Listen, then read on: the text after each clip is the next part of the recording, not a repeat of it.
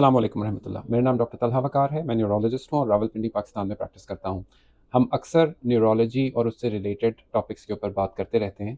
आज का टॉपिक हमारा निहायत ही अहम है और जो कि बहुत सी दफ़ा क्लिनिक में डिस्कशन का ज़रिया बन जाता है। वो ये है कि एमआरआई कराने के क्या-क्या ख़तरात हैं और किस चीज़ से हमें पहले से नॉलेजेबल होना चाहिए ताकि हम उन ख़तरात से बच सकें। एमआरआई आजकल के दौर की एक अज़ीम तरीन जो है वो दरियाफ़्त है, जिससे जो मेडिकल फ़ील्ड है वो नहायत मुस्बत तौर पर असरअंदाज़ हुई है। इससे तशख़ीस का अमल ख़ास तौर पे न्यूरो की बीमारियों में उसमें ज़मीन आसमान का फ़र्क पड़ गया है। पहले बहुत सी बीमारियाँ जैसे कि ब्रेन ट्यूमर, फ़ालिज, दिमाग के फोड़े जो कि डायग्नोज़ नहीं हो पाते थे और मरीज़ उसकी प्रॉपर तशख़ीस ना होने की वजह से फ़ौत हो जाते थे। आजकल के दौर में बरवक़्त तशख़ीस की वजह से उनका अच्छा और प्रॉपर इलाज मुमकिन है। लेकिन किसी भी अच्छी चीज़ की तरह कुछ ना कुछ उसके साइड इफ़ेक्ट्स भी हो सकते हैं। तो मरीज़ अक्सर ये जानना चाहते हैं कि एमआरआई के क्या नुकसानात हैं, हमें किस चीज़ से पहले से आगाह होना चाहिए। एमआरआई सबसे पहली बात तो ये लोग समझते हैं कि एमआरआई और सीटी स्कैन एक ही चीज़ है, हालाँकि ये बिल्कुल फ़र्क टेक्नोलॉजी है। सीटी स्कैन के अंदर आयोनाइज़िंग रेडिएशन इस्तेमाल होती है जैसे कि एक्स-रे में होती है, हालाँकि एमआरआई के अंदर इलेक्ट्रोमैग्नेटिक वेव्स इस्तेमाल होती हैं जो कि आयोनाइज़िंग रेडिएशन नहीं होती हैं। इसी वजह से जो रेडिएशन बार-बार एक्स-रे या सीटी स्कैन कराने के खतरात हैं, एमआरआई के खतरात उससे मुख्तलिफ हैं। एमआरआई की मशीन में एक बहुत बड़े से साइज़ का और पावरफुल इलेक्ट्रोमैग्नेट होता है, जिस तरह आम छोटा मकनातीस होता है, उसी तरह एक बड़ा मैग्नेट होता है जो बॉडी के मॉलिक्यूल्स को किसी पर्टिकुलर डायरेक्शन में सेट करके फिर उसकी तस्वीर लेता है।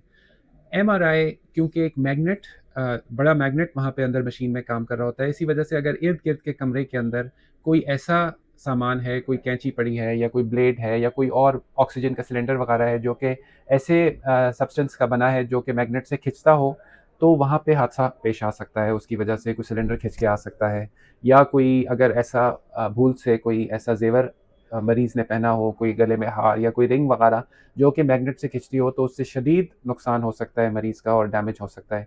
एक तो ये ख़तरा।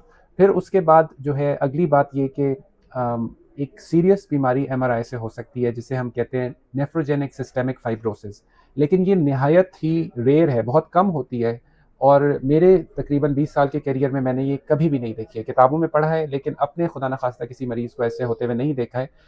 उन मरीज़ों को इसका ख़तरा होता है जिनके अंदर एक तो जो एमआरआई का कॉन्ट्रास्ट है जिसे हम गैडोलिनियम बेस्ड कॉन्ट्रास्ट कहते हैं वो टीका लगाया जाए।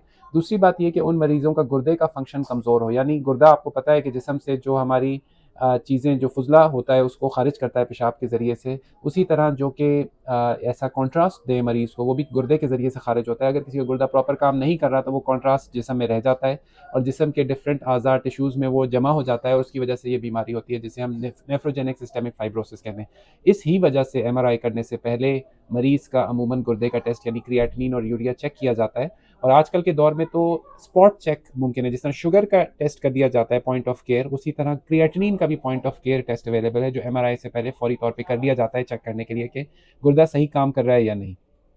उसके बाद जो है ना वो थोड़ा-सा ख़तरा ये होता है कि बॉडी के जो फ्लूइड्स हैं जैसे ब्लड या फिर जैसे अगर कोई हामला औरत हो उनके जो बच्चा एमनियोटिक फ्लूइड में फ्लोट कर रहा होता है, उनमें हीटिंग अप होने का ख़तरा होता है। इस वजह से अगर ये मुमकिन हो तो प्रेगनेंसी में भी एमआरआई को अवॉइड करने की कोशिश की जाती है, हालाँकि इसमें वो आयोनाइज़िंग रेडिएशन वाली शुआएँ मौजूद नहीं होती हैं।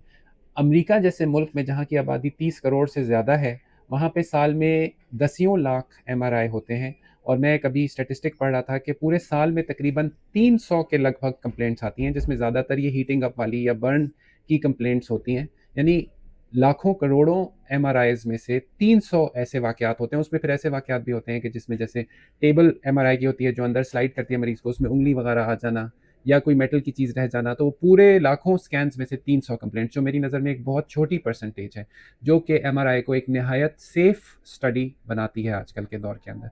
फिर उसके बाद जो अगला मुमकिना ख़तरा है वो ये कि छोटे बच्चों का भी एमआरआई किया जाता है और आपको पता है छोटे बच्चे शरारती नटखट होते हैं, उनको एक जगह पर बिठाना बड़ा मुश्किल होता है, वो कभी इधर कभी उधर। तो ऐसे बच्चों के लिए अमूमन एमआरआई बेहोशी के साथ किया जाता है और फिर क्योंकि बेहोशी के अपने कुछ खतरात होते हैं दवा देने के, एयरवे प्रोटेक्ट करने के, सांस की नाली को प्रोटेक्ट करने के, तो अगर उससे कोई कॉम्प्लिकेशन होती है छोटे बच्चों में तो वो भी एक तरह से सोचा जा सकता है कि वो एमआरआई की कॉम्प्लिकेशन में से है। लेकिन ओवरऑल जो मैसेज मैं चाहता हूँ कि आप इस वीडियो के ज़रिए से लेके जाएं वो ये कि एमआरआई एक निहायत सेफ स्टडी है। एमआरआई एक निहायत सेफ स्टडी है और अगर प्रॉपरली प्रॉपर रीज़न से आपको वो रिकमेंड की जाए और अच्छी जगह पे आप उसको परफ़ॉर्म कराते हैं, जो कि एक हाई वॉल्यूम सेंटर हो, जहाँ रेगुलरली एमआरआईज़ परफ़ॉर्म होते हों, तो इंशाअल्लाह बहुत ही गालिब गुमान और गालिब चांस यही है कि आपको कोई कॉम्प्लिकेशन नहीं होगी इंशाअल्लाह, सेफ़ली आपका टेस्ट परफ़ॉर्म होगा, चाहे वो कॉन्ट्रास्ट वाला एमआरआई ही क्यों ना हो। और अगर आपको किसी बच्चे के लिए ऐसा एमआरआई कराने की ज़रूरत पड़ी है जिसमें बेहोशी की ज़रूरत है, तो उसमें भी मेरा आपके लिए मशवरा यही होगा कि ऐसी जगह से करवाइए जहाँ पे हाई वॉल्यूम्स हों, यानी ऐसे हॉस्पिटल या ऐसे डायग्नोस्टिक सेंटर में करवाइए, जहाँ पे रोज़ाना के हिसाब से दर्जनों एमआरआईज़ हो रहे हों और उनमें कई एमआरआईज़ ऐसे भी होते हों जिसमें मरीज़ों को बेहोशी या नीम बेहोशी दी जाए एमआरआई में स्टिल रखने के लिए।